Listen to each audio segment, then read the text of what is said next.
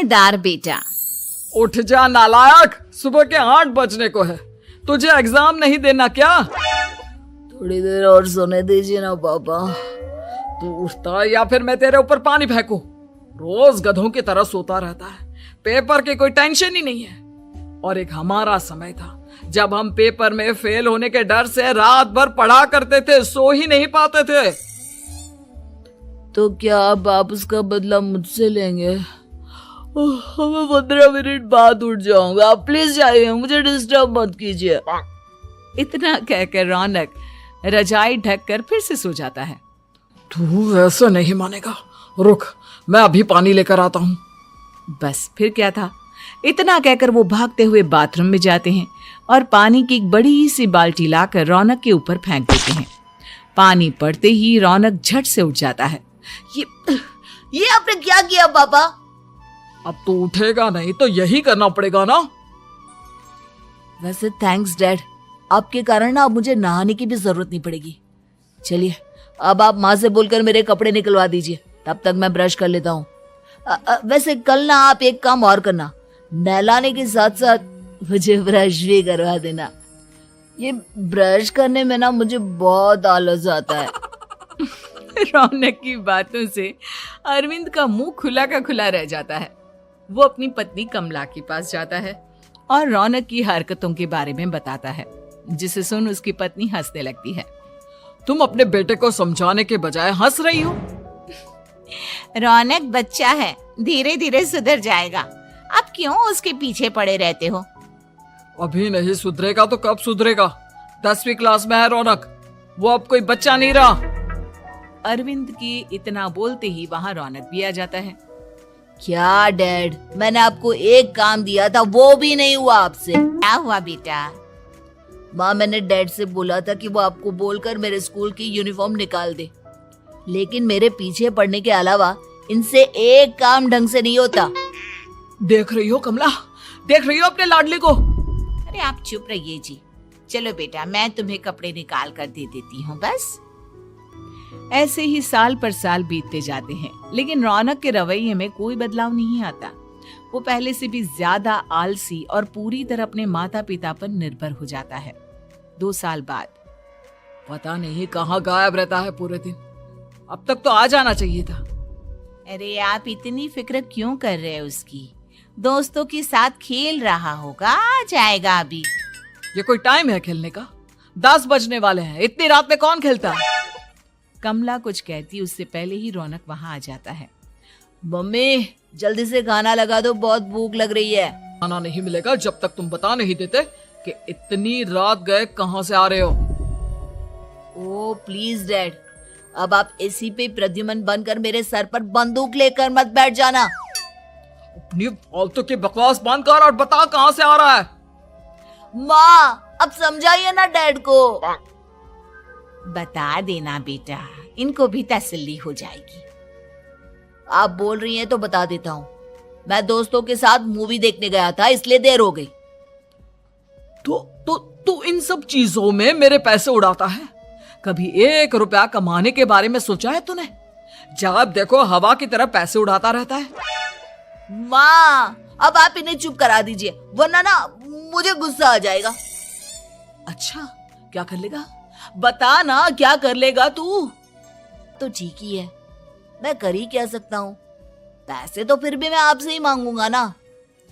चलिए अब ये सब बात छोड़िए और मम्मी मेरे लिए खाना लगा दीजिए।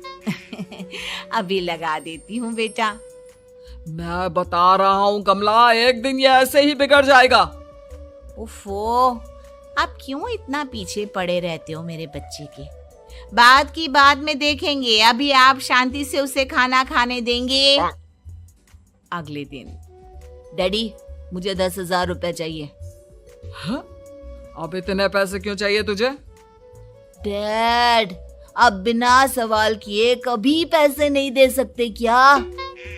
जब तक तू बताएगा नहीं तुझे पैसे भी नहीं मिलेंगे। अरे अब आप अपने बेटे को पैसे भी नहीं दे सकते? नालायक, तेरी उम्र के लोग नौकरी करते हैं और एक तू है जो नौकरी करने का नाम ही नहीं लेता कभी। आप लोगों के होते हुए भला मैं नौकरी क्यों करूं? अरे हम कब तक पैसे देंगे तुझे? तुझे भी तो अपने पैरों पर खड़ा होना होगा ना। कौन सा उधार के पैरों पर खड़ा हूँ अपने ही तो पैरों पर खड़ा हूँ मैं। इसी तरह रौनक दिन प्रतिदिन लापरवाह होता जाता है। उसकी लापरवाही को देखते हुए अरविंद और कमला अपने बेटे की शादी कराने का फैसला लेते हैं और 1 महीने के अंदर अंदर ही रौनक की शादी मेघा नाम की लड़की से करा देते हैं। शादी के कुछ दिन बाद, रौनक, मुझे एक अच्छी सी साड़ी चाहिए, आप ला दोगे ना? हाँ, क्यों नहीं। कितने तक की आती है साड़ी? यही करीब 5,000 तक की। तुम चिंता मत करो, मैं आज ही डैडी से पैसे मांगकर तुम्हारे लिए साड़ी ले आऊंगा। ये अपने पापा से पैसे मांगते रहेंगे, कोई अच्छी सी नौकरी क्यों नहीं कर लेते आप? अरे डैड के होते हुए मुझे नौकरी करने की जरूरत ही क्या है? पर आप ऐसे कब तक उनसे पैसे मांगते रहेंगे? कुछ आपको अपने दम पर भी तो करना होगा ना। अब तुम भी बाकी लोगों की तरह मुझे ज्ञान देना शुरू मत कर देना। साड़ी चाहिए ना तुम्हें, मिल जाएगी बस। इतना कहकर रौनक अपने पिता से पैसे मांगने चला जाता है। डैडी, मुझे 5,000 रुपया चाहिए। अब 5,000 क्यों चाहिए तुझे? वो मेघा को साड़ी चाहिए थी।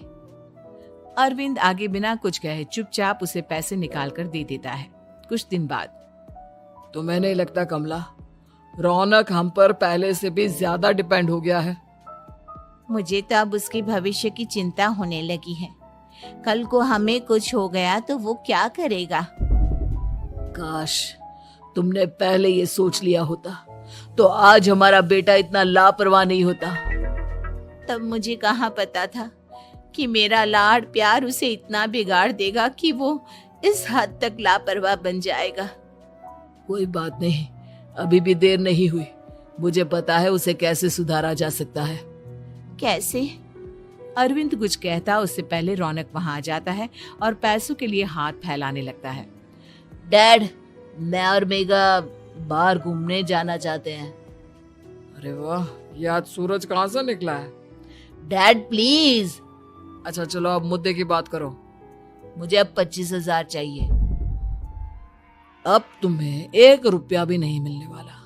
अगर तुम्हें पैसों की इतनी ही जरूरत है तो कोई ढंग की नौकरी कर लो। मम्मी, आप कुछ कहिए ना डैड को। गलत क्या बोल रहे हैं? ये सब हम तेरे भले के लिए ही तो कर रहे हैं। मम्मा, मैंने बताया ना आपको, मुझे नहीं करनी कोई जॉब वॉब। तो ठीक है, निकल जाओ हमारे घर से। तुम्हारे जैसे लोगों के लिए मैंने ये घर खड़ा नहीं किया है। जितना ये घर आपका है ना, उतना ही मेरा भी है। मैं कहीं नहीं जाने वाला। जाना तो पड़ेगा ही तुझे, क्योंकि अब मैं तेरा कोई भी खर्चा नहीं उठाने वाला। ठीक है, मत उठाइए मेरा खर्चा, मैं अपने दम पर भी जी सकता हूँ। तो बेशर्मों की तरह अब तक यहाँ क्यों खड़ा है? अपना सामान ले और निकल जाए यहाँ से। रौनक पैर पटकते हुए वहां से चला जाता है। घर से निकालना जरूरी है क्या उसे? बिना पैसों के कौन रखेगा उसे किराए पर? अगर उसका भविष्य सुधारना है तो हमें अपने दिल पर पत्थर रखकर ये कदम उठाना ही होगा। दोनों बात कर रहे होते हैं कि रौनक अपनी पत्नी के साथ एक बड़ा सा बैग लेकर घर से निकल जाता है, लेकिन घर से बाहर उसे कोई भी मुफ्त में अपने घर किराए पर नहीं रखता। अंत में थक हार कर वो फिर से अपने घर चला जाता है। क्या हुआ? थोड़ी देर पहले तो दहाड़ते हुए घर से निकला था, अब क्या हुआ? नहीं रखा ना किसी ने तुझे किराए पर? डैड प्लीज, मैं कुछ दिनों में कोई अच्छी सी नौकरी शुरू कर दूंगा। आप तब तक तो हमें रख लीजिए प्लीज। सुबह से रात हो चुकी है लेकिन कोई हमें रखने को राजी नहीं है। अब आप ही बताइए, इतनी रात को मैं मेघा को लेकर कहाँ जाऊंगा? ठीक है, बहू की वजह से मैं तुझे घर पर रख रहा हूँ, लेकिन तू इस घर में एक बेटे की नहीं बल्कि एक किराएदार की हैसियत से रहेगा। 3 महीने हैं तेरे पास। इन 3 महीनों के अंदर अंदर मुझे तेरी पहली तनख्वाह हाथ में चाहिए, समझ गया? पक्का डैड, इन 3 महीनों के अंदर अंदर तो कोई बढ़िया सी नौकरी ढूंढ ही लूंगा मैं। ऐसे ही धीरे धीरे समय बीतने लगता है और अरविंद के दिए 3 महीनों में से 2 महीने बीत चुके होते हैं। पापा जी ने हमें 3 महीने दिए थे, जिसमें से 2 महीने तो बीत चुके हैं। अब ये आखिरी महीना बचा है। अरे तुम चिंता मत करो, आज मेरा ना 2 जगह इंटरव्यू है, दोनों में से कहीं ना कहीं तो जॉब लग ही जाएगी। अच्छा, all the best. Raunak interview के लिए निकल जाता है, जिसके बाद शाम में रौनक घर आता है। कैसा गया इंटरव्यू? आपकी नौकरी लगी या नहीं? अरे पहले सांस तो ले लेने दो अच्छे से। बताइए ना, मुझसे तो जरा भी इंतजार नहीं हो रहा है। वो दरअसल बात यह है कि मेरी नौकरी तो लग चुकी है, लेकिन पैसे बहुत कम है। कितने पैसे हैं? 15,000। इतने में अरविंद और कमला मिठाई का डिब्बा लेकर आ जाते हैं। बधाई हो बेटा। हम जानते थे तेरी जॉब जरूर लगेगी। लेकिन मेरी सैलरी बहुत कम है मम्मा। कम है तो क्या हुआ, धीरे धीरे बढ़ जाएगी। हाँ बेटा, हम तो बस चाहते थे कि तू अपने पैरों पर खड़ा हो जाए। मतलब अब आप मुझे घर से नहीं निकालेंगे? नहीं, ये सब हमने तुझे जिम्मेदार इंसान बनाने के लिए किया था। Thank you mummy papa. अगर आप दोनों ऐसा नहीं करते तो मुझे कभी अपनी जिम्मेदारियों का एहसास तक नहीं होता। आज आपने मुझे सिखा दिया कि इंसान का अपने पैरों पर खड़ा होना भी जरूरी होता है। इतना कहकर रौनक झट से अपने माता पिता के गले लग जाता है और अपनी कमाई की पहली तनख्वाह वो अपने माता पिता के हाथ में सौंपता है। इस तरह रौनक एक गैर जिम्मेदार व्यक्ति से एक जिम्मेदार व्यक्ति बन जाता है।